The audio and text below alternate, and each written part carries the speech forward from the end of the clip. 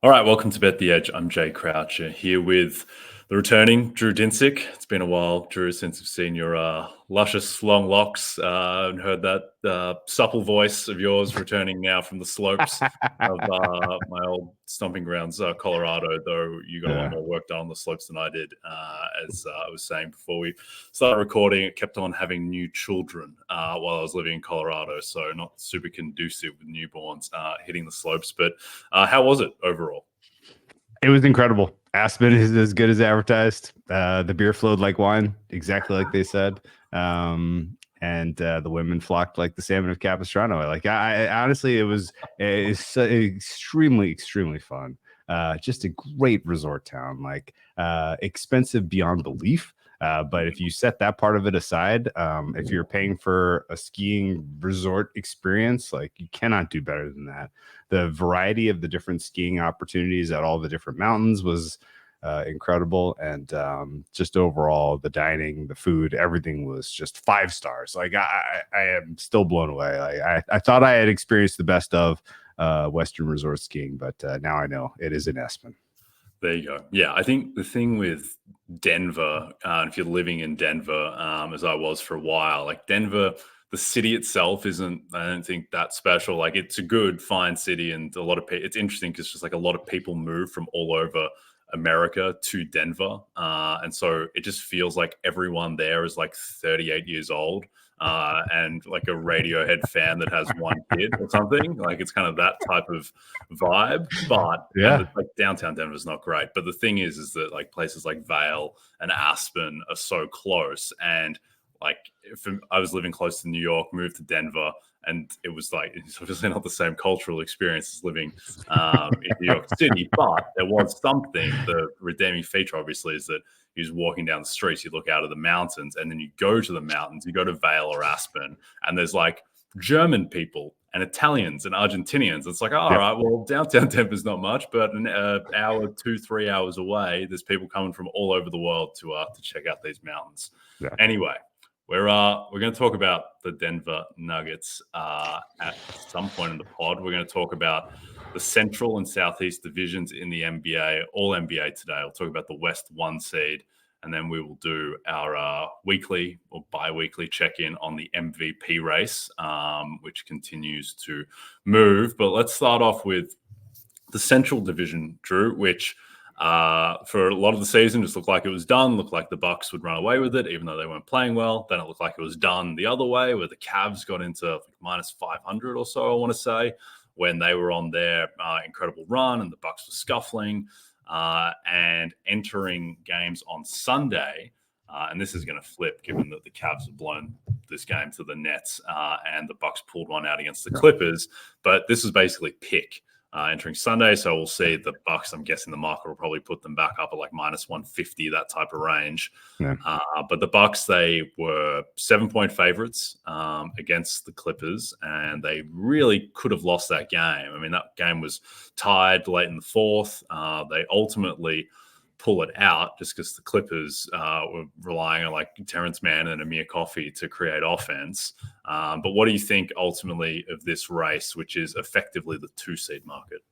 Yeah. I think they're going to reopen this minus 200, Jay. Sorry. I don't think minus 150 is going to be available for the Bucks because today's we are in the immediate afterglow or aftermath of this. These two results were huge. The Cavs blowing a home game against the Nets in their current state was a little inexcusable, and they're beat up. Right. Donovan Mitchell, we're not expecting to see him again until later this week, if not next weekend.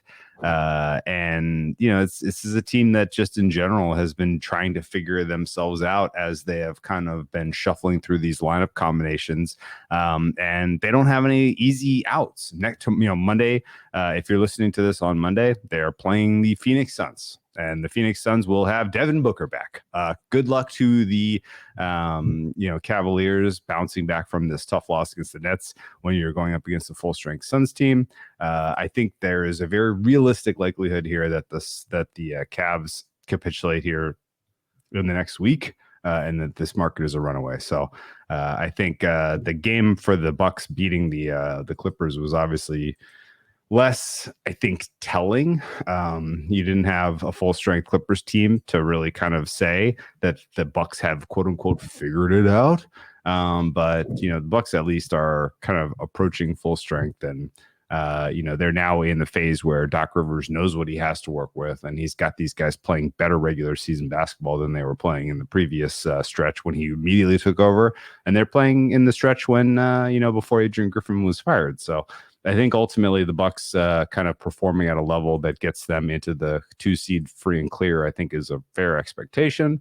And I think the market is going to react pretty aggressively to these particular results. I think, and really what is expected with Cleveland tomorrow, because Cleveland drops that game to the Suns. All of a sudden, this is now like, well, now they have ground to make up. They're not healthy, and the Bucks are playing better. I think this is probably your last chance to unload anything on Bucks if you're holding a massive ticket on the Cavs. Yeah, I think the Bucks should certainly be clear favorites. The only thing is that so Cleveland looks like they will have the tiebreak in this one, which is helpful, and Mitchell and Mobley will come back. Their schedule the rest of the way is not super difficult. These next couple of games, Phoenix, New Orleans, but at Houston, Şengün likely won't be a part of that. I think almost certainly won't be a part of that. The Pacers scuffling, the Heat, who just lost to the Wizards. They get the Wolves without Cat, and then it's like Charlotte, Philly, and then it gets a little bit harder towards the end. But I think that if you're looking to fade the idea of the Bucks running away with this, it's just that the Bucks aren't very good. I think that a week ago there was the idea that, and it was all sweltering on Twitter, and people are so desperate for the Celtics not to make the finals. And there was the idea, the Bucks, they're finally the team that we thought they were going to be entering the season. No, I don't think so. Like, they lost to the Warriors by 35, and then they lost to the Lakers without LeBron, and then they very nearly lost to the Amir Coffey led Los Angeles Clippers. So I don't think the Bucks are fixed. I do think that they are better under Doc, and I think a lot of that was just they couldn't get any worse under Griffin. I think Pat Beverly has helped them. Middleton coming back is going to help a lot. But at the same time, I don't really see. I mean, this team clearly has a ceiling, but I don't think they have a ceiling that really beats a healthy Boston, unless there is Miami level three-point type variance. So I think they've established themselves as the second best team in the East, though. And with the Cavs, a couple of weeks ago, or maybe 3 weeks ago, I was thinking that maybe the Cavs just are this absolute juggernaut, and they had the second best net rating in the East. They were on that insane run. Mobley looked like he had taken a step. Donovan Mitchell was playing at a level basically commensurate to Jason Tatum's level. The depth with the Coro rising up, Strus gave them an extra dimension that was feeling like the Chetty Osman role last year. Karis LeVert is a complicated basketball man, but if he's your 6th, 7th best player, that is fine. But just having watched a lot, this team's been on national television a lot lately, for better or worse.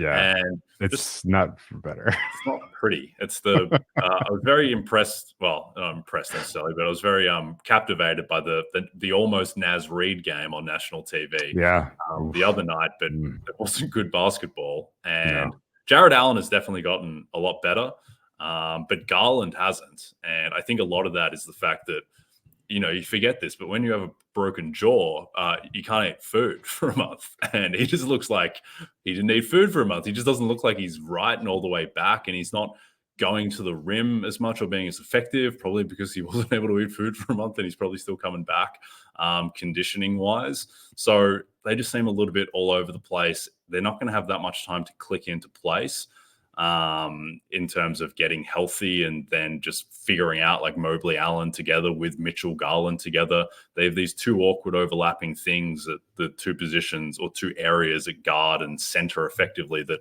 it's not as easy to have those overlaps as it is at wing. So do you think there's any ceiling for the Cavs to make the Eastern Conference Finals or even trouble the Celtics?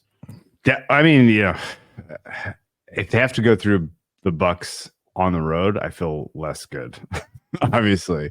Hey, if they draw the Heat, in a 3-6. I feel less good about them even getting to round 2. And I think your point about Garland is very fair. The more minutes he gets on the court, I think he plays himself into shape. He'll be more like the guy that we remember from the early portion of the season than the guy we're seeing now. And Mitchell is, he's taken a meaningful step forward. This is not just he played great around the All-Star break. Like he is playing better than he was as his previous iteration with the Jazz. And I think that definitely matters. So, there's scope for the Cavs still to be a problem. Their closing 5, I think, is very dynamic. It's very exciting. The winning they had against the Mavericks, remember that one with Max Strus going absolutely nuclear and hitting that miracle 3.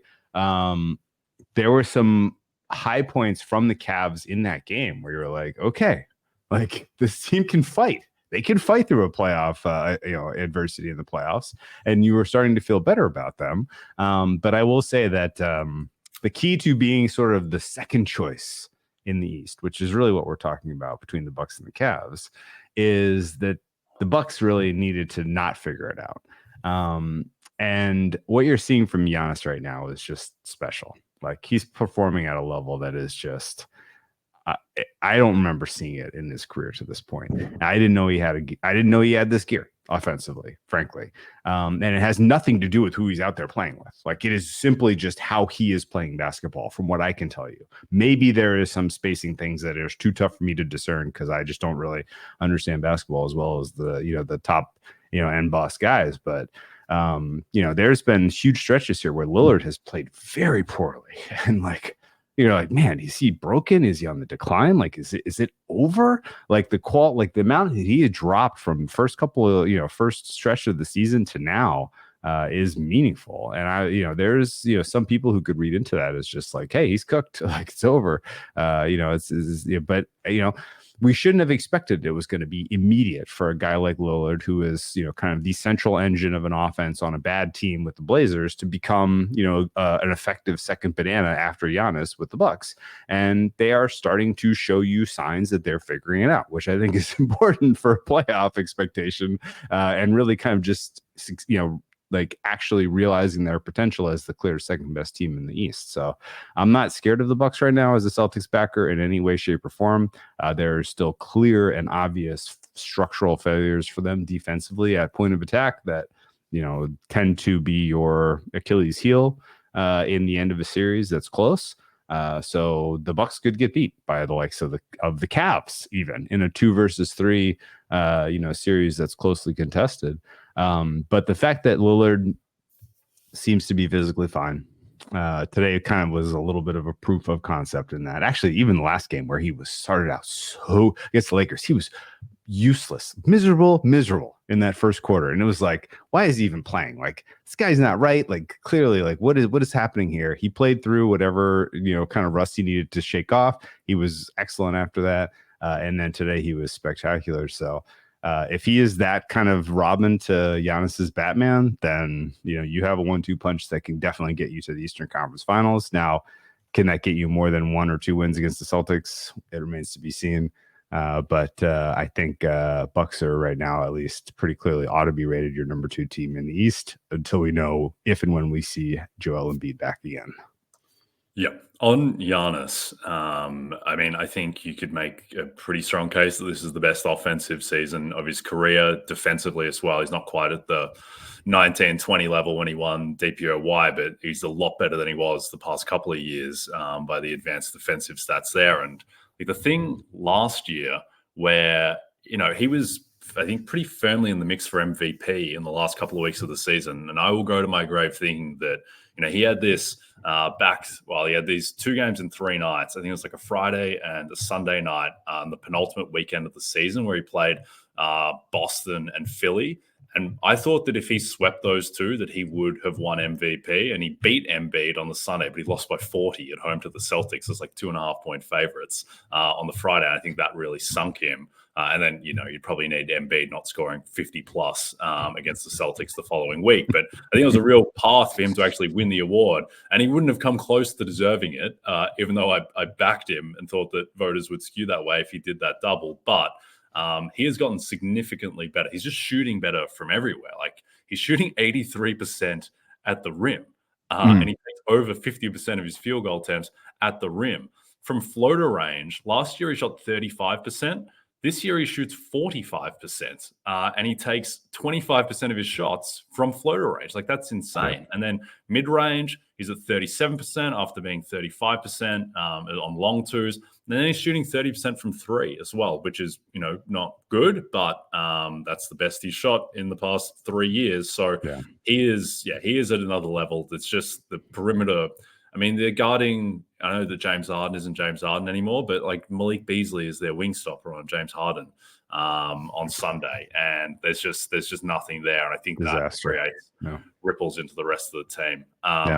Just last thing on the Bucks, and we'll talk about other award markets through the week. I have a lot of strong feelings about most improved player, and we'll get to that at some point. But just quickly, sixth man of the year, Bobby Portis, his price has caved from like 125 to 1 into 9 to 1, 10 to 1 the past week or so.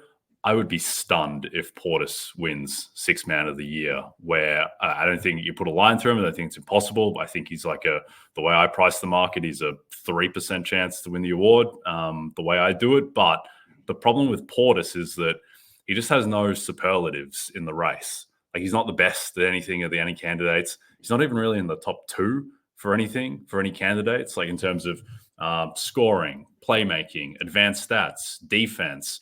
The team success he's getting there now that Minnesota and the Clippers have fallen off. But, I mean, they're not going to be a 1 seed. They're going to finish 10 games behind Boston, and they're not going to be significantly stratified from the Wolves and the Clippers, I think. So, like, he's averaging 13 and 7 on worse efficiency than Reid and Powell. His team is kind of weird. The Bucks are like 7 points per 100 better when he's on the bench. I would be very surprised if Portis wins this award. But what do you think? No, I know. It would look. Hey, if you got on at 120, good bet. Yeah, I think it's a good bet. Yeah, I still think it's a good bet. At 10 to 1, not interested. No. And I think ultimately, the cases for some of the kind of more traditional challengers, namely Naz Reid and Norm Powell, I think are better. But sixth man is going to be just an absolute joke of, honestly, fair prediction. Whatever team puts together the best campaign for their sixth man, who finishes in top 3 seeding, is probably going to win it. Because that's kind of it, like that's how like fragile the winds of opinion are right now for this award, because it's not going amok. Like Sacramento, sure. I think it's not happening. It's not happening, man. It's not happening. The Kings continue to hurt themselves, even when everyone else is trying to guarantee them a playoff spot. They continue to take themselves down a peg or two. So I think ultimately, if the Kings are in the play-in situation, people are going to pass over Monk for that reason specifically, or they're just going to down ballot him. And so, yeah, somebody is live to be campaigned. Clippers, start making some public. I know the Clippers lost today, but Norm Powell had 26 points. Jay, people should know about that. They should hear about that. He stepped in and really tried to provide a huge amount of pop for those. Hey. Karl Anthony Towns, he got hurt, man. Naz Reid, he stepped right in, and this team is still gonna get a top 3 seed in the West. They are not gonna fall into the 4. Like if that ultimately happens and the team kind of really does a good job PR wise, I think that could be enough to flip it. Yep. No, I think it's possible. I think the issue is like we talk about and I'm guilty of it too. We talk about, if Monk falls into the play-in. Like normally when we're talking about the play-in, it's like teams that win like 38 games or whatever, like the Hawks, or Yeah. whatever. The Lakers and the Warriors will be probably just slightly above 500. Like the Kings are probably going to go be like 47 and 35. Like it's a real record, unfortunately. And I think that is ultimately what is going to get Monk home, that he's on a high 40s team and he's got the best stats. And you know, he has these moments, like he scores 39 against Minnesota. But I don't think he is infallible.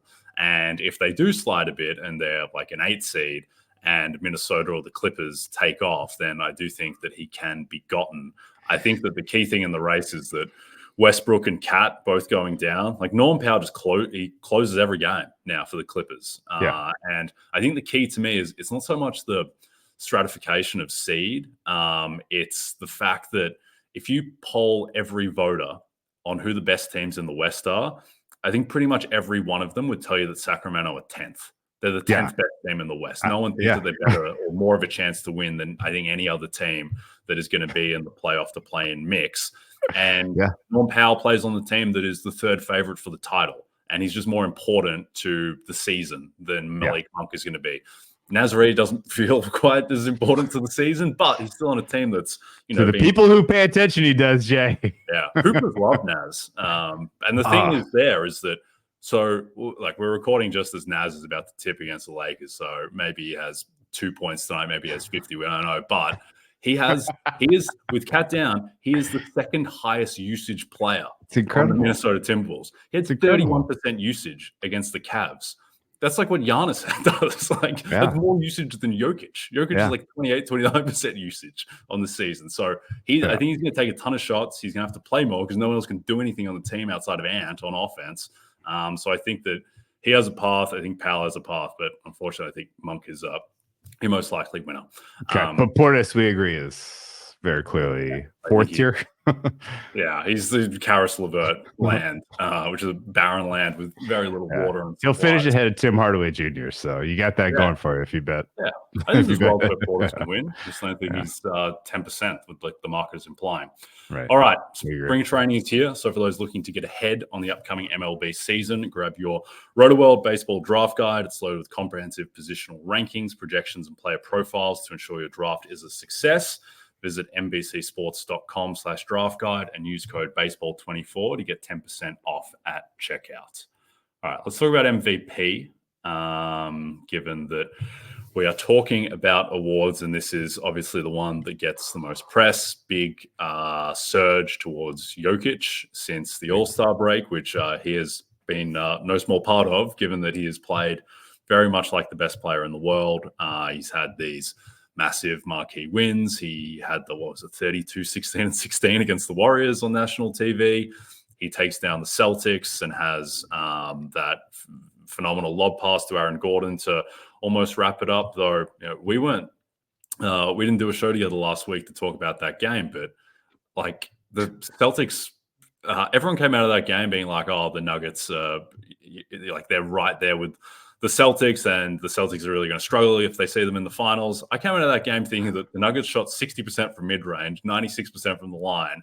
Jaylen Brown turned into DeAndre Jordan from the free throw line, and Jason Tatum had a wide-open three to take the lead with 40 seconds left. But anyway, with MVP, Jokic now minus 190, Shai Gilgeous-Alexander plus 265, and I think that's all that matters. I think Luka Doncic is dead. You can put a line through him. I think Giannis is the third most likely player to win. I also think at this point he is, unfortunately, for my position on Giannis, pretty close to a rounding error. I think this is a two-horse race. Looks like the market has shifted slightly since we put together the rundown. Jokic minus 175, Shai plus 260. What are your thoughts on the market at the moment? I have to throw the white flag of defeat here. Backing Shai. I know that I would like to hear your impassioned case as to why I should not throw in the towel and just unload everything I can on Giannis, on Nikola Jokic, and just get out of this. But the problem here is that the Nuggets were scuffling on the way into the All-Star break, and they came out with purpose. And they have delivered high-profile wins. in a time of year where people are really, really chewing hard on the idea of who should be MVP. And he is accumulating just a massive amount of support from talking heads and talking heads who matter. The Zach Lowe's of the world don't even really see this as a true debate anymore. It's like, yeah, Jokic is number one with bullet, and Shai's probably number two. Like, that's the problem. The kind of accentuating of the problem is that in order for Shai to win this award, I thought that the Thunder, and at the time I made these bets, I was like, man, the Thunder have a very realistic likelihood of having a margin over the Nuggets for the 1 seed in the West. And it's not looking like that right now, because the 3 and 4 in the West, in the Timberwolves and the Clippers, have taken a notable step backward, which means the Nuggets are going to be a top 2 seed. If they're the 1 seed, then forget about it. It's over. He's winning 90. He's winning whatever 98 out of 100 votes. Like, it's not it's not even. Don't even count them. Right? If they're the 2 seed, then he's still probably winning, but it's not it's not a runaway. What I think needed to happen really was OKC to get the 1, Shai to start getting the realistic credit for he is the reason why, which he is a huge reason why, and the Nuggets kind of falling into sort of behind the Timberwolves, maybe even behind the Clippers in the 4 seed in the West. And at that point, you're like, you're really going to give it to a guy who got his team to a 4 seed over Shai, who elevated a Thunder team that didn't make the playoffs last year to the 1. And in that light, it was pretty obvious to see Shai flipping him. In the current light, if it's even in the best case scenario where it is Shai ekes out the Nuggets for the 1 seed, I still think it's going to be tough for him to flip Jokic for MVP. My current projections have this neck and neck who even gets the 1 seed. So that's kind of why I'm just ready to pull the ripcord on this. Do you see anything that I'm not seeing here that says Shai has a better than the what is it implied right now? Something like a 28% chance?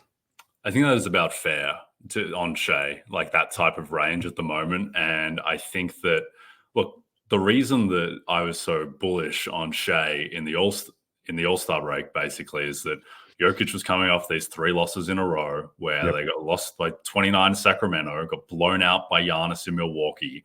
And then the last game before the All-Star break, he was 6 of 17 and scored 15 points and a loss at home to the Kings.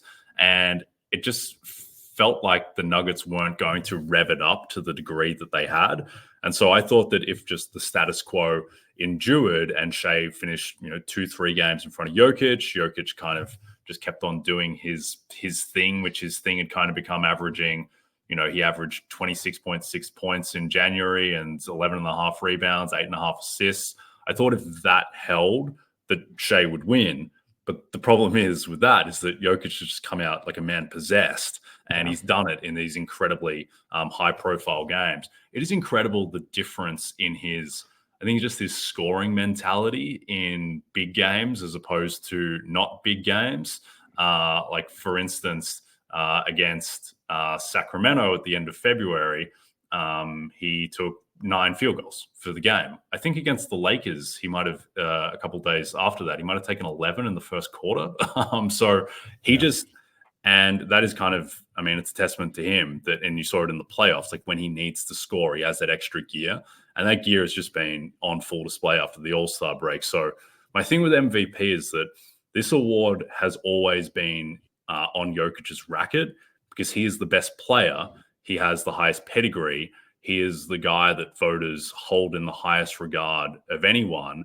And if he just plays up to his level, then he was always going to win. I just didn't think that he would play up to this level consistently during the regular season. But it seems like the Nuggets, they really want to get the 1 seed or at least get the top 2 seed. And with that, Jokic is just playing insanely well. And look, if Jokic, has it been 8 games out of the All-Star break, 8, 9 games. If he replicates that form the rest of the way, then it's over. Like, Shai's just not going to win. But the thing is, and why I don't think it's done, is that at any moment, Jokic could just take the foot off the gas a little bit. If they have if they have a 2-game losing streak and all of a sudden they're 3 back of OKC and the tiebreak, which OKC have already secured against Denver effectively with the division record, then all of a sudden it's like, all right, well, is Jokic just going to go into December mode where he averaged 22.7 points per game for an entire month? Because if that happens and Shai gets the 1 seed and continues to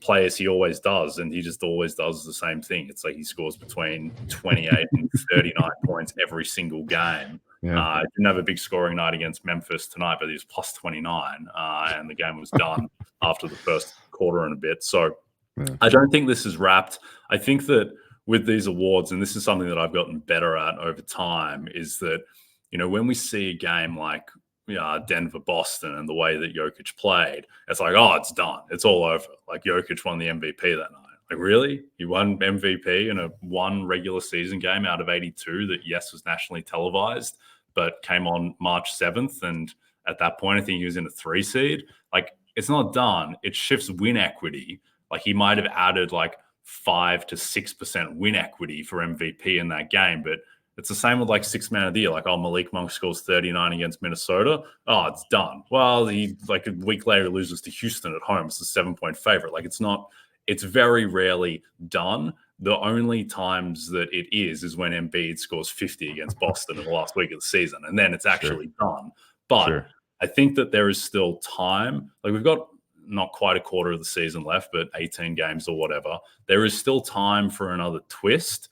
But if the status quo holds, then I think Jokic will win somewhat comfortably, because the thing, to me, it's a really interesting race from a psychological perspective, where I think that people are so guilty about how last year's race unfolded and the way that Jokic was weirdly kind of like demonized in the race. It's like, how can you vote for this guy for a 3rd MVP when he hasn't even made the finals? And then the fact that Embiid just was so bad in the playoffs and didn't show up at all in Game 7 against Boston. And then Jokic was like 100th percentile for meeting expectations. And everyone's like, oh no, what did I do with my vote? And I think there is that aspect that is, I'm not saying Jokic is undeserving at all. I would vote for Jokic today, I think. He probably is the most important.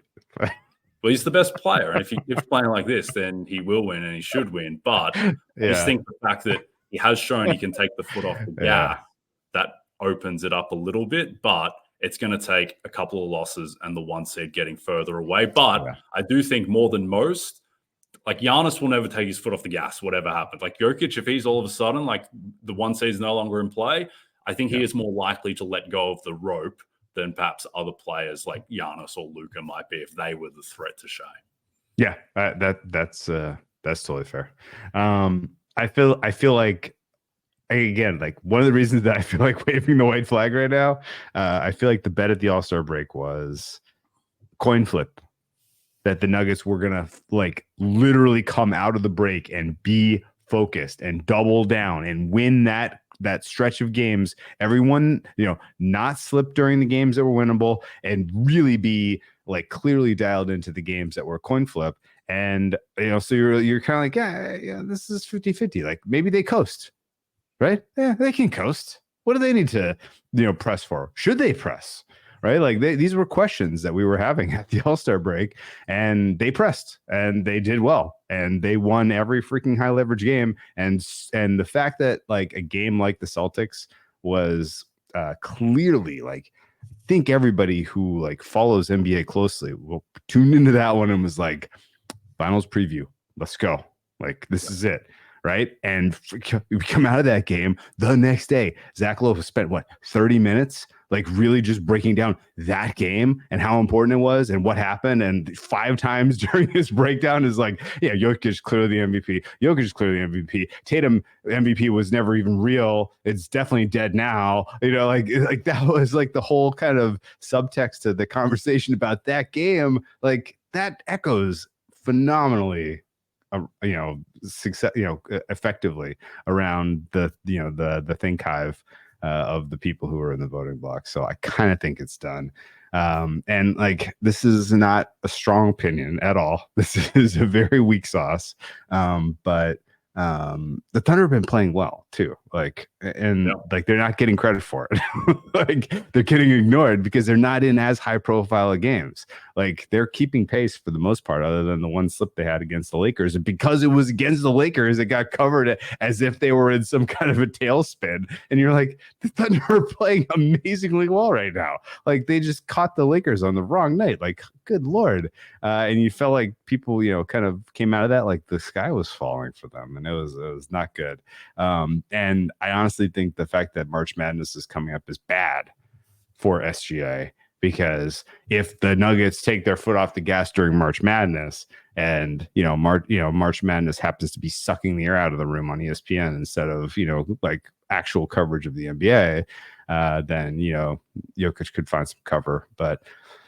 Feels like he wants to win this. It feels like your points specifically about how the voting went last year. Like that was my thesis coming into this season. I bet a ton of Jokic early, but I dumped it all. I dumped it all for SGA because I thought the price was wrong, and now I'm ready to just get the heck out of this market. Yeah, I think the thing is with this, how it fluctuates. Like on Thursday night, Shai plays national TV on TNT against Luka in OKC. Like if Shai goes for 42 in that game or whatever, then all of a sudden, like it's a race again. He plays at Milwaukee in a couple of weeks. If he beats Giannis and Giannis, like it does change and it fluctuates, and something can feel done. But then it's like, oh, well, the other guy just scored 40 on national TV. Not done anymore. It's undone. But I definitely get the point. I think Jokic is very much on the path. And if I had my time over in terms of handicapping this, I think what I probably should have paid more attention to is how much Malone tightened his rotation and really went for the games in January against Boston and Milwaukee. And Jokic took 47 field goal attempts across those two games. And I was thinking like, oh, well, those are just two, isolated games against Boston and Milwaukee, potentially the two of the top 3-4 teams in the NBA. And I thought that those were going to be more isolated, but it's like, no, it's like he's doing this like every single game against any opponent of note. And if it's on national TV, then he's absolutely doing it. But I mean, as done as it feels, like we're 3 games removed from Jokic having 7 turnovers and 5 assists and having a really bad game against Phoenix on national TV. So sure, it can change. But it certainly feels like it's on the path. Also, last thing, yeah, I love Zach Lowe. If you do a better job than him in his area, he also did go on NBA TV in mid-March last year and declare that Sixth Man of the Year was completely over on a segment with Richard Jefferson and Malika Andrews, and so that Emmanuel Quickly had already wrapped it up, and it didn't work out that way, much to my chagrin. So sometimes we can. Okay. Okay. So here's what we need. You ready? Yeah. We need OKC to be the 1 seed by at least 2 games. Okay. It can't be tiebreak. No. 1 seed. They gotta be clearly the 1 seed. And what's gotta happen is they gotta have the lead by 2 games when the second and third place teams, the Nuggets and the Timberwolves, face off in late April, or mid-April, I guess, April 10th, right? We need Rudy Gobert, our defensive player of the year hero. We need him to just smother. And we just need to make Rudy make Jokic look pedestrian in that game where the Nuggets need it for the 1 and Jokic doesn't deliver. If that happens, and the other kind of stuff we're talking about of SGA showing up in these big games against the likes of Dallas and Milwaukee and just in general, like running away with the 1 seed, like, and is that even going to happen if Jalen Williams misses a couple of games here? Like all kinds of moving parts here right now that are kind of keeping me a little bit awake at night. That I think it's getting long odds, and the 28% chance feels about right, if not a little optimistic. Yep, I think it's about right. All right, well, let's talk about the 1 seed market. But first, this weekend, the best on the PGA Tour head home to take on TPC Sawgrass for the 50th time for the Players Championship. Don't miss the best golfers in the world Thursday through Sunday on NBC Golf Channel and all round streaming on Peacock. Comcast Business is a proud partner of the Players Championship in addition to Optum and Morgan Stanley. And I will be part of the coverage, Drew, on Golf Channel, Wednesday through Sunday, each morning with my good friend George Savaricas. So tune in for that. One seed market, and I agree with everything you said.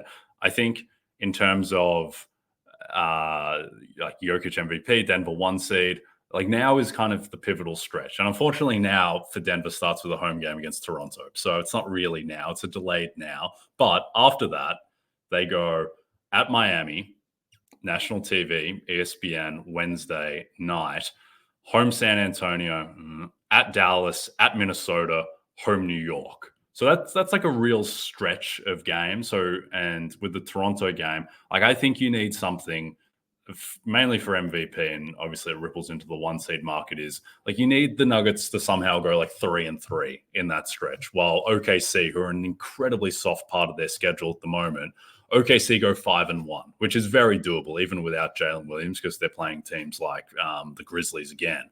And if that happens, and Shai is 3 games clear, then at that point, I think maybe you start to see a letting go of the rope. And so I still think, and we got to see how serious the Jalen Williams thing is, because if he's out for a while, then they're in big trouble. But I still think this is pretty close to a coin flip because OKC, they have the easiest schedule, they have the tiebreak, and they're a game up. So even if you think that Denver are the better team, like there are a lot of equalizing factors there. So I think this is pretty close to a coin flip. I think the problem for Oklahoma City in a way is that this Cat injury for Minnesota, and people pile on Cat. Like Cat is a fantastic player, and he is one of the best offensive big men that we've ever seen, as he'll tell you himself, the greatest offensive big man shooter of all time, though Dirk Nowitzki arguably made shots that mattered, and Cat hasn't. But his absence is significant. And yeah, there's the idea that, oh, well, they have Rudy Gobert who plays center, and so there's positional overlap already, and Reid is a really good backup big, and he is. The problem is what we were talking about before, Reid has the second highest usage on the team. Like, they needed Cat because only he and Ant are the only guys who can really do that much on offense efficiently. So yeah, it helps that you've got Rudy and Naz, and Slow-Mo can play more minutes at the 4, but like Slow-Mo's atrocious on offense, and they really need Cat to be an elite team. I think without Cat, they become like, I don't know, are they worse than the Kings? Like, do they become the 10th best team in the West, thereabouts? Like, not far off it. And so the problem is for the Thunder is that the Wolves still have 3 games against the Nuggets, which I think you might have mentioned before. And so that is ill-timed for Shai and for the Thunder. But at the same time, I think this is basically a coin flip market. I agree. And ultimately the fundamental, how do we deal with the injury question marks for both of the other teams besides the Nuggets is key here. I rewatched the Jalen Williams injury a couple times. Let it be known, I feel strongly that he is the second most important player on the Thunder. Sure. And I think his absence is meaningful. You cannot replace those minutes effectively with who they have available, the same way you could if it was a shooting guard or a small forward.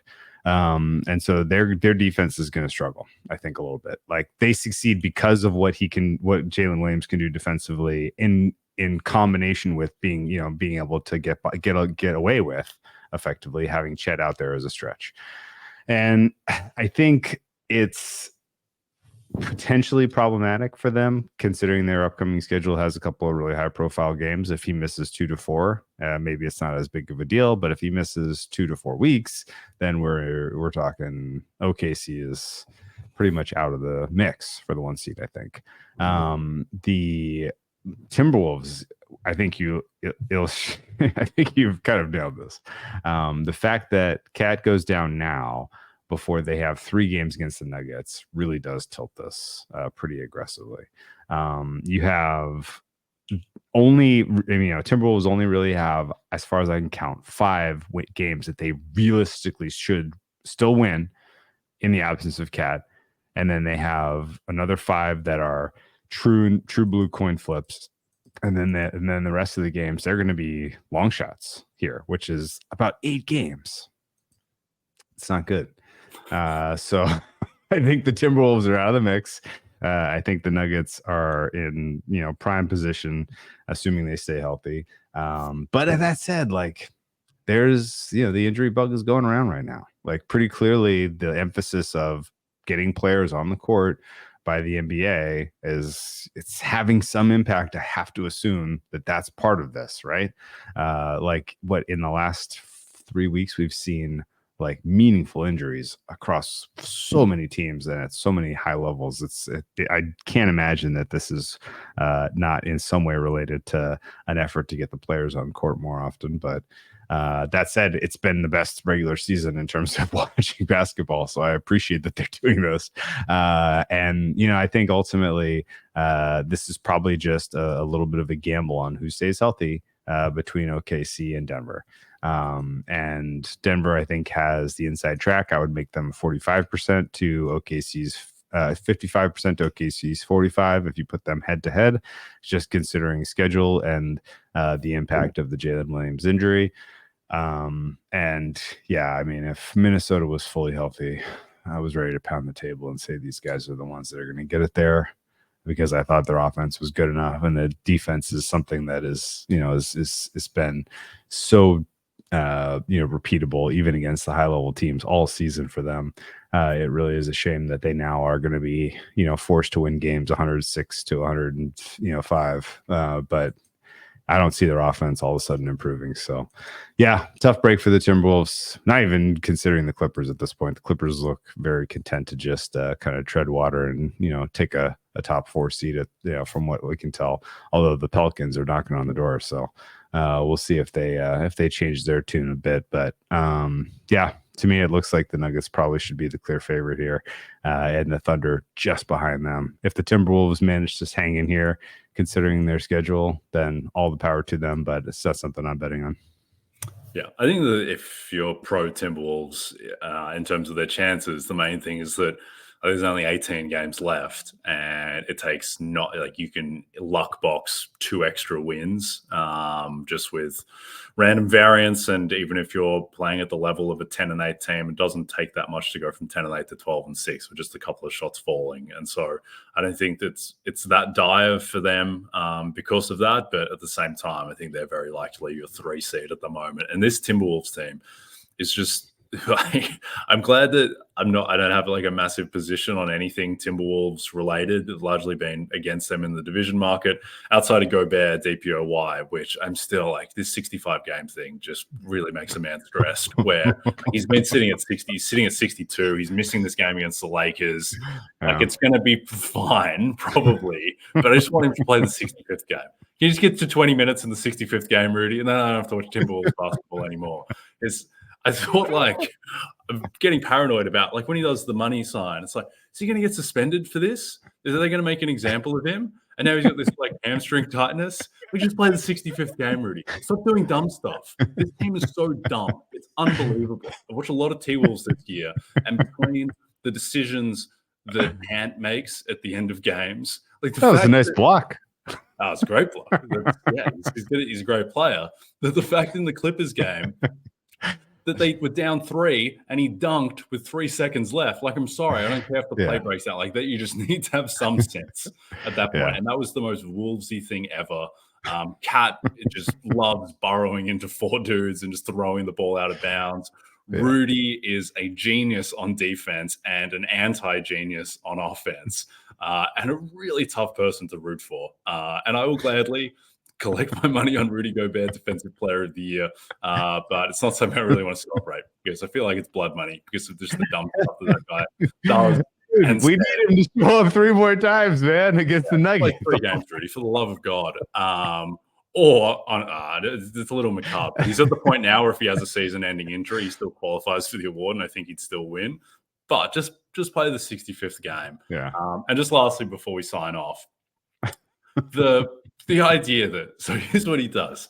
He airballs a wide open dunk against Jared Allen. Yep. He like elbows Jared Allen in like the face or something. It's a flagrant foul. So yeah, an elbow is a flagrant, Rudy. And then he commits a foul at the end. And then he gets a tech foul for suggesting to the referee that they're on the take. Like, you don't think any of that was justified, Rudy? You think the only way that this can be explained is that referees are betting against you? This is the most inane stuff. How about you say this after a game you win? Say it after a game you win, then you'll actually have some credibility. Like, it is just the most adolescent take. And the fact that there have to be articles written about this is an absolute disgrace, Drew. And I'm ready to move on from cheering for this bloke.